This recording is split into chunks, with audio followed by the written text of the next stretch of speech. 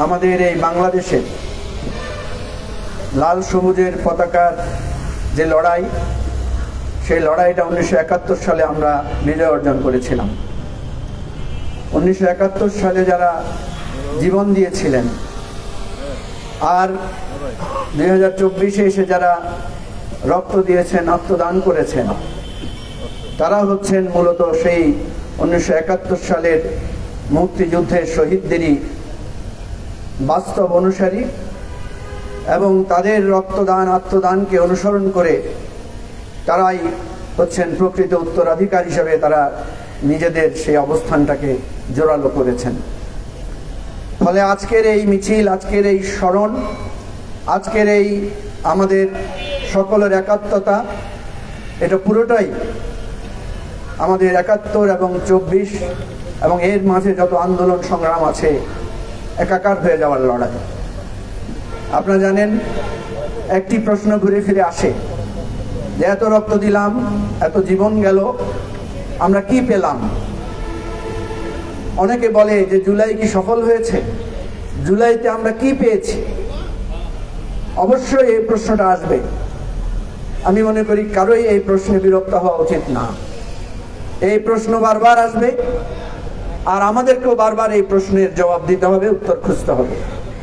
যখন দেখব যে প্রশ্ন আর উত্তর মিলছে না, তখন আমাদের সামনে আবু সাইদ মুগ্ধদের সেই ত্যাগের মহিমাকে সামনে আনতে হবে যে তারা কি চেয়েছিল।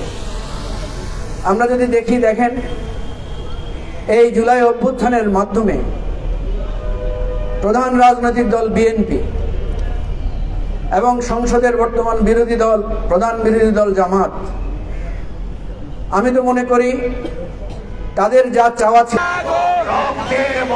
এই মুহূর্তে আপনারা দেখতে পাচ্ছেন নেতাকর্মীরা বিভিন্ন স্লোগান দিচ্ছেন, স্লোগান দিয়ে এগিয়ে যাচ্ছেন।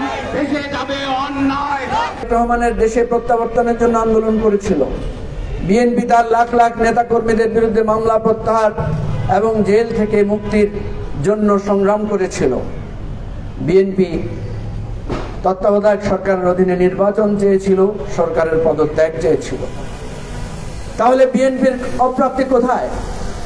বরং বিএনপি সব পেয়েছে, এমনকি আজকে ক্ষমতার মূল জায়গায় তার যে প্রাপ্তি, বাংলাদেশের রাষ্ট্র ক্ষমতায় 2/3 আসন পেয়ে বিজয়ী হওয়া, সেটাও তারা পেয়েছে। জামাত কি চেয়েছিল?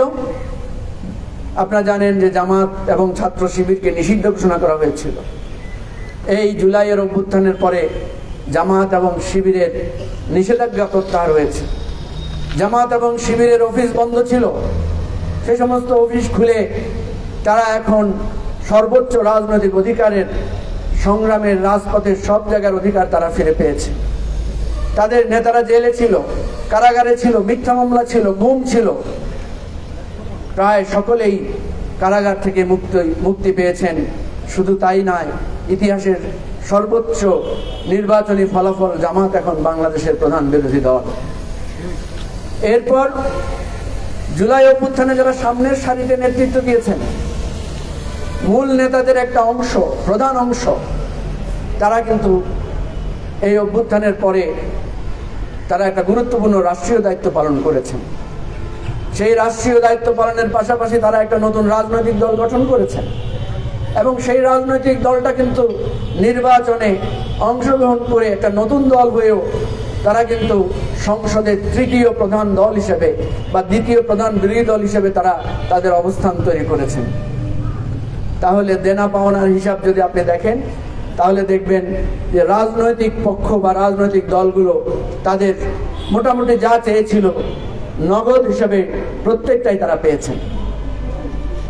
এখন আমরা যেটা বলি, গণতান্ত্রিক রাজনীতিতে, সংসদীয় রাজনীতিতে সকল কিছুর দায়িত্ব সংসদের।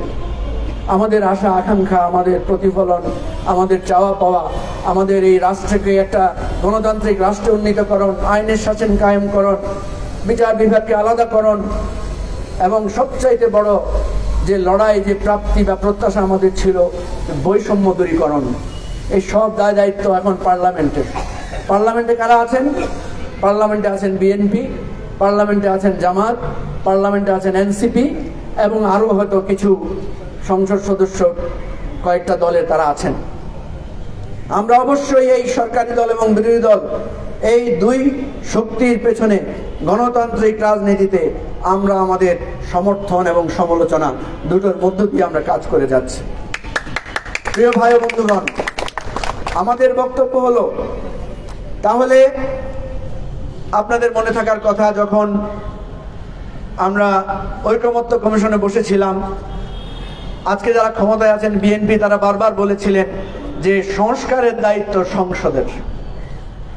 একটা নির্বাচিত সংসদ আইন প্রণয়ন করবে, সংবিধান সংশোধন করবে, সংবিধান সংস্কার করবে, রাষ্ট্রের যা যা প্রাপ্তি অপ্রাপ্তির বিষয়ে তারাই ভূমিকা রাখবে।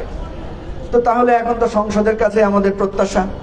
সুতরাং জুলাইতে আমরা কি পেয়েছি আর কি পাইনি, সুতরাং যা পেয়েছি সেটার জন্য অবশ্যই আমাদেরকে সন্তুষ্ট চিত্তে গ্রহণ করতে হবে। যা পেয়েছি সেজন্য অবশ্যই আমাদের প্রধান সৃষ্টিকর্তা আল্লাহ তাআলার দরবারে শুকর আদায় করতে হবে। যা পেয়েছি, যাদের রক্তের বিনিময়ে, জীবনের বিনিময়ে, আহত হওয়ার বিনিময়ে, তাদের প্রতি অবশ্যই আমাদের কৃতজ্ঞ এবং তাদের দায় দায়িত্ব, তাদের পরিবার পরিজন, তাদের দেখার দায়িত্ব আমাদেরকে দেখতে হবে। আমাদের দলের সাধারণ সম্পাদক যে কথাগুলো বলেছেন, আমরা আশা করি সরকার সেগুলোকে বিবেচনায় নেবেন। সবশেষে আজকে আমাদের এই প্রতীকী মিছিল উদ্বোধনের আগে আমি এটাই বলতে চাই, আজকের এই প্রতীকী মিছিল আমরা এই কথাটাই, এই প্রতিজ্ঞাটাই করতে চাই, এই রাষ্ট্র ৭১ থেকে ২৪ এই লম্বা রক্তদানের ইতিহাস, স্মৃতি, সংগ্রাম, লড়াই, যে আশা নিয়ে আছে বাংলাদেশকে একটা গণতান্ত্রিক সুন্দর একটা রাষ্ট্রে, আইনের শাসনের একটা রাষ্ট্রে আমরা উপনীত করতে চাই। সেই জন্য আমরা আপনারা সবাই মিলে কাজ করব, এটাই আমাদের প্রত্যাশা। আমরা মনে করি যারা এই গণহত্যা ঘটিয়েছেন, যারা এই রাষ্ট্রকে ব্যর্থ করে দিতে চেয়েছেন, তাদেরও আমরা আজকের দিনে সুমতি কামনা করি।